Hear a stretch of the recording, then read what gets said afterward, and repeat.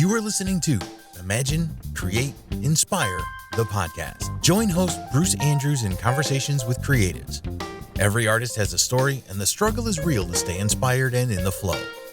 Join in the conversation by leaving us your comments, and thanks for listening. We got two artists with us today that they're some of my favorite people on earth, and I barely know them. Anthony and Savana Crawford, a.k.a. Sugarcane Jane. Now, Anthony has been on stage with Neil Young, Dwight Yoakam. He's been on the Opry stage at age 18. He's played with Stevie Winwood, Vince Gill. He's been on Farm Aid, Kool-Aid, Band-Aid, Jay Leno, Dave Letterman, Austin City Limits. You just name a few. So I guess a great place to kick this off would be, how did you two get together? Because, I mean, your harmony is like butter. Oh, well, we met in Nashville at the Deep Field studio that Savana owned, and we were singing on, she heard me singing my songs there. I was recording a session, and she came down, and we sang together, and it was a light bulb moment, and just, all paths became clear for us that we should be singing and playing together, and it just was a sequence of events that just took us to where we are today. It's really just and a fait accompli, I guess. We just basically manifest destiny, Here we are. Amen. Manifest destiny, right on. Yeah, is that the way you feel? Would you say it the same way, Savannah? Yeah, pretty much. I mean, I heard he came to the studio and was actually making a record, or just like recording some songs of his. I guess he was making a record. I wasn't ever properly introduced to him, but I heard his music through the floor of my home because the studio was in the basement part of this home in Westmead, Nashville. And I was just so excited about his music because it was unlike anything I had heard in Nashville. And so I had to know who that was. And eventually we did meet and sang some harmonies together. We were going to do some demos, and it was a light bulb moment for sure. Yeah. So instantly your harmonies worked. I mean, when I listen to you guys, I mean, you not only move with each other note for note, but you move dynamically with each other. So was that the case from the start? Was this like magic like that? Yeah. I think that probably would be why it became so apparent. Maybe the dynamic of it as you bring that to the, attention of the why it all works. I think dynamics are everything. I think anybody can sing loud or in tune or whatever, but really the dynamic of it, and I don't know, maybe just the tone for sure. It sounded like sibling harmony to me. I've been on a lot of projects where I sang with people, but this was more like a brother and sister style harmony, and we both felt the buzz of it. Yeah, man, I struggled. Sometimes when people ask, occasionally they'll ask when we book somebody, we'll talk about you guys coming down to the Arts Council to the Song Theater on October 6th, of course, sometime today during this conversation. But a lot of times I'm asked, who is Sugarcane Jane, or what do they do? So, I always start out with the genre. Maybe I'll say Americana, like I think I said that the other day to somebody. And then I thought, well, now what the hell does that mean, actually? What is Americana? So I better look that up. So, it turns out that the definition of that is more like a collection of genres, more like representative of bluegrass, blues, traditional country, all that sort of in one bag. And you guys seem to have assimilated that vibe in your own way. And then I guess you come to this crossroads and it just like explodes into that kind or manifests itself in that kind of music. Yeah, thanks for telling me. I never knew what Americana was. To me, Americana music was something we couldn't get involved in. That's what the definition of it was for us. We seemed to be, kind of a little bit on the outskirts of that whole thing that's going on, but we just plow through whatever obstacles that happen to us. We just keep going, and an unstoppable force, and we just are going to do it no matter if we have one person listening, none, or thousands. It's just something that we do, and I think that's what Americana means to me. Is ultimately you would be sitting on your front porch singing it, and somebody walking by with a tape recorder would tape it and then go play it for somebody and say, "Look what I heard in that holler over there." That to me it's music that doesn't get played on the radio. I don't know. That's what we are. And we do get played on the radio and everything, not to be sour grapes. I'm just saying that's not our goal, is to be on the radio and popular. We just do it because it is a way to make a living, but it's also something that the vibration of it, I think, is like taking a vitamin or some sort of pill that people might need to take.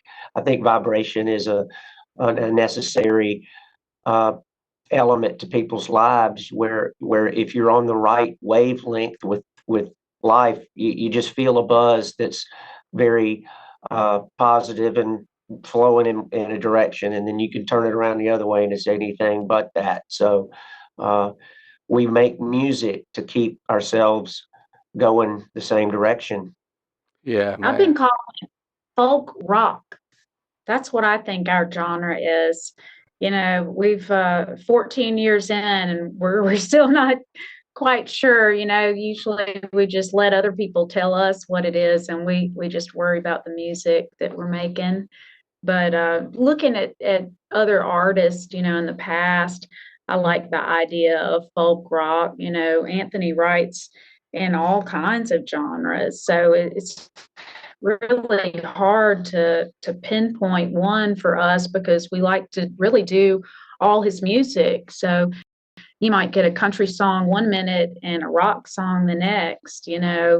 I guess it's radio that forces you to put it into a basket. Yeah. But And it seems like you guys do stuff that, I mean, one thing I really respect that you do is how you innovate music to be performed as a duo. And it has all these textures that it's not the same throughout a 1 hour or 2 hour set. Like I was watching something, I'm pretty familiar with the music that I can download of yours, but I was watching some live video I hadn't seen of you guys performing. You did some song that had Mardi Gras in the lyrics. You know which one I'm talking about? That's called After the Mardi Gras. After the Yeah, Mardi Gras. yeah. I mean, dude, that's a great example. It's got that vicious blues bridge thing you do where you shift your guitar into some kind of throttle gear or something, some kind of weird things going on, and then you got that delta slide happening, and the 2-part harmony gets a little how should I say it, jangly, like Rolling Stone style. It's like you know what I'm saying? It's like you can go from that to Sure. something silky like We Can Dream. It's like it makes your set be so interesting. I mean, do you think about Yeah. that when you're constructing stuff? No, we don't really think. Obviously, on any level, anywhere, we just react. We just do. We're pretty off the cuff Yeah, on all levels of life, and I think that when you take who you are to the stage, it works best if you're not putting on a mask or suit of intention. We just kind of get out of the car and go do it. But we've added our friend Pete Nice to play some shows with us, and he plays multiple instruments, and so when you have somebody else in the group, we usually try to keep a set list because he's changing instruments and whatnot. But the more he learns our music, the more he becomes exposed to a quick turn, and I use it, the football term for him, the audible at the line. Just because we have a song written down in a spot doesn't mean that that's the way it's going to go. And I think he's finally accepted that. And it's interesting to add a third person to us at different times. We still do mostly the duo, but yeah. we've enjoyed having him and Lisa come with us on our shows. And I sold the set list too at the last show in Nashville. We had 2 of them. Pete had one and Anthony had one. I sold both of them. So now we don't have a set list. Well, that So was a bonus. We sold out. In the best sort of way. Yeah, I didn't even man. know until now that she sold them. I thought they just got taken, but that's good to know. Yeah, But find yeah, that money. we have a lot of. Yeah, you talk about the way you approach the music. You just said it kind of happens. I guess my next muse is how you write lyrics. Do you write lyrics together, or do you write the lyrics, Anthony, or you guys do that mutually, or how do the lyrics get crafted? Well, you mentioned after the Mardi Gras, that song was written with my late great friend Charles Court. Uh, I have a few co-writers that I've written with over the years, but typically I don't co-write with anybody because I would be mostly by myself in the studio over the last 25 or 30 years and make up pieces of music. And then when it came time to putting something down lyrically, because I wanted it to be a lyric song, the things that I thought about 30 years ago, as I revisit them today, somewhat prophetic of my own life. And I kind of puzzled by that, how I could have written something that long ago that makes so much sense to me today. And so it's just almost, people speak in tongues. I think I write in tongues. Yeah. I don't know what it means, but eventually it comes to make some sense to me. So I don't really co-write, but we have talked about changing things up a little bit in the future and making it to where, Savannah and I do write together and changing it up a little bit. I think that's what keeps our interest going, is that we don't just stay in the same moment and just keep beating that to death. We just try to go with the muse of the moment, and that's where we actually just talked about it yesterday on our new lyric. I mean, our new release. At some point or another, we'll put something out, and it'll be different from what we were doing. I can say that we've come to a point where we need to change something up for ourselves, and so that's how we're feeling about it right now. That's So it. yes, we'll be writing lyrics, and we will try to write together and see how that works. But he's got probably 400 or 500 songs that are all great. I think they're all great. And, we'll never get through them all. So he had all these songs when we got together. And so just trying to like learn them and present them is a challenge when you have a family and all of that. So I hate to see them just sitting on the shelf when I know how good they are. So we could probably spend the rest of our lives and not write anything, but we'll see if we can find some time to do that. It would be fun. Probably not as easy for me as it is for him, but Well, he can twist my arm maybe into doing it.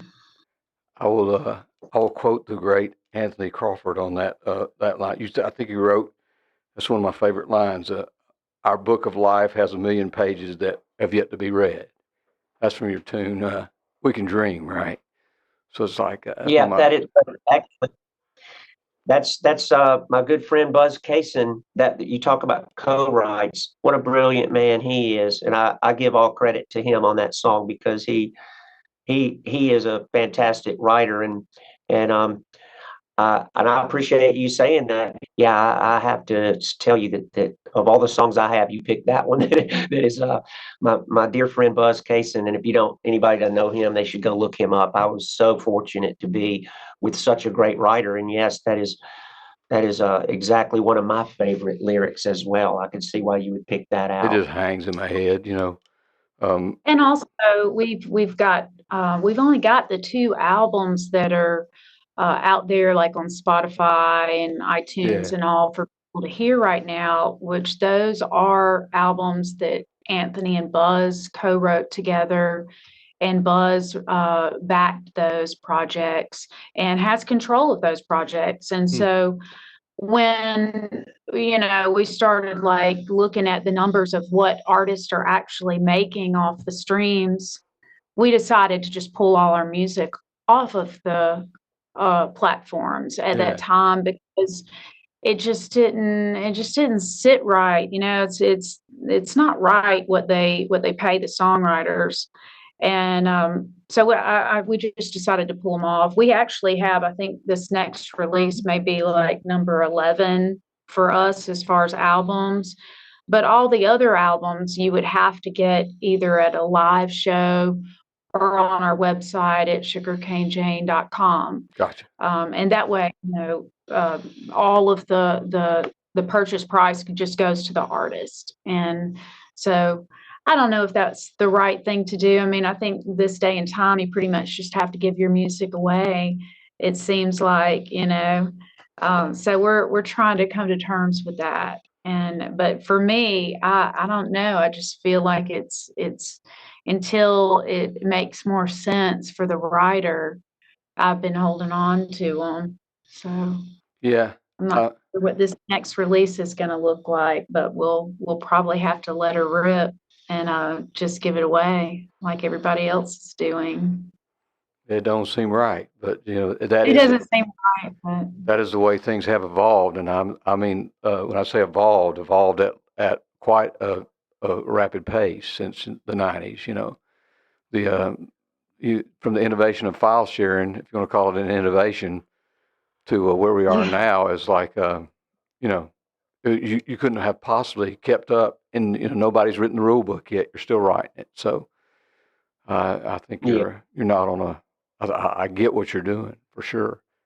Just letting people know is like the main thing, I guess, and then getting them to pull the trigger. Right. I think ultimately sharing music is a good thing, because when you get back to the concept of having the vibrations that music floats on, and then you go and play a live show for people, you want to draw people to the show, and you have to have bait of getting them there. So if you just change your perspective and just the music is just another thing you can put out there on the hook and throw it in the water, and hopefully people hear it and want to go see who's making that sound, and so when they come to the show, maybe they'll buy a t-shirt or a hat or tip you or whatever.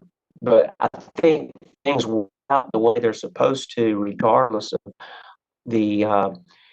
the plans that you make of what you think it should be like. It just winds up being what it's gonna be regardless. So worrying about it in any level is fruitless to me at this time. I've been in the business for a long time and realized these things way late. I really ultimately lived in Nashville for so long and pursued two things: a lawyer and a manager, or three really, and a record deal. And ultimately, you can spend a decade trying to find those people, or you can go out and do what we're doing right now, and that's go take your music to the people and make a really decent living and have fun doing it, and have nobody pulling your strings and telling you to lift this arm, or there's no puppeteering.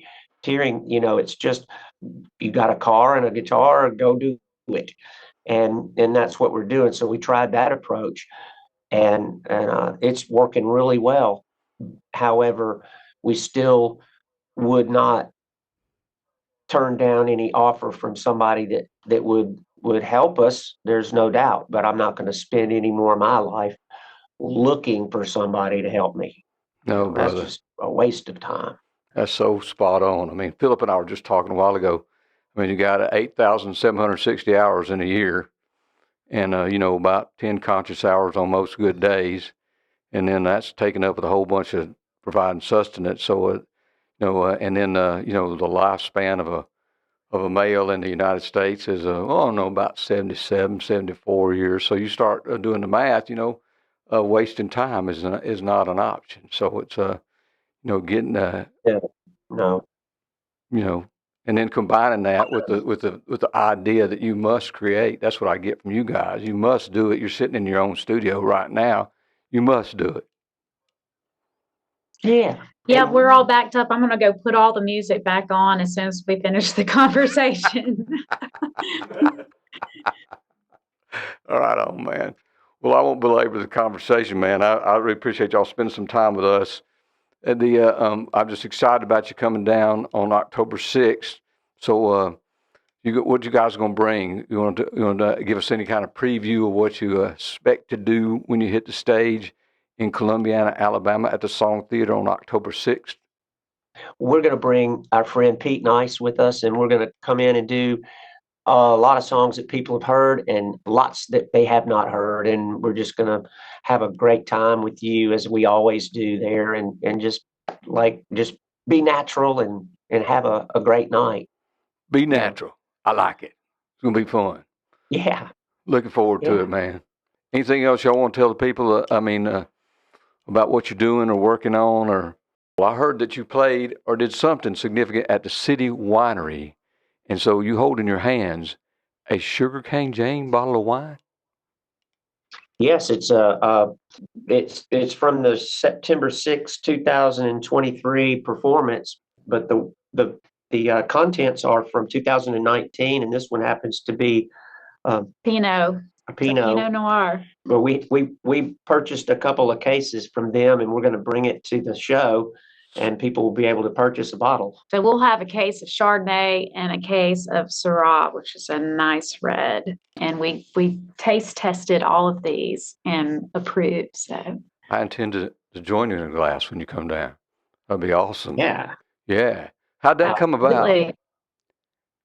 How'd that come about? I think that when you play on when you play at the winery, if you play in a certain room they have, I think you have to be in the lounge or on the big stage to be able to have this option. And so we chose to go ahead and just throw down and buy the couple of cases of it, because we thought that our friends would appreciate having a bottle of it. In fact, I want to say that we were fortunate enough to have the great Ray Kennedy, a 5-time Grammy-winning producer, come to our show, and we gave him a bottle, and he's going to put it in his studio and possibly give it to Lucinda Williams, who is he's recording right now. She's recording right now with him, but we just had a wonderful time up there. But yes, this is it's an honor to have. And I was laughing a little while ago. It had CW on there, and I thought it was a country and western wine, but it's actually City Winery. But that's awesome. That's the redneck in me that doesn't. Yeah, it's an uncultured view. Well, you probably you don't put ice cubes in that wine, so obviously you don't qualify as a true redneck. So no, we got the best red on ice for you. I can't wait to taste it, man. Speaking of which, I can't wait to see you guys at the Song Theater in Columbiana, Alabama on October 6th with Jessica Meuse warming up the stage. It's going to be an awesome night. We've got our friend Pete Nice joining us, and he has a lot of friends and people in town that would love to see him, and his wife Lisa. They're beautiful people. So we're looking forward to the whole evening being with you guys. That's right, October 6th, man. Y'all make plans to come here, Sugarcane Jane, and share a glass with Anthony. Yeah. If there's any left. Cheers, brother. Thanks for listening to Imagine, Create, Inspire, the podcast. For more information on the Shelby County Arts Council, please visit www.shelbycountyartscouncil.com.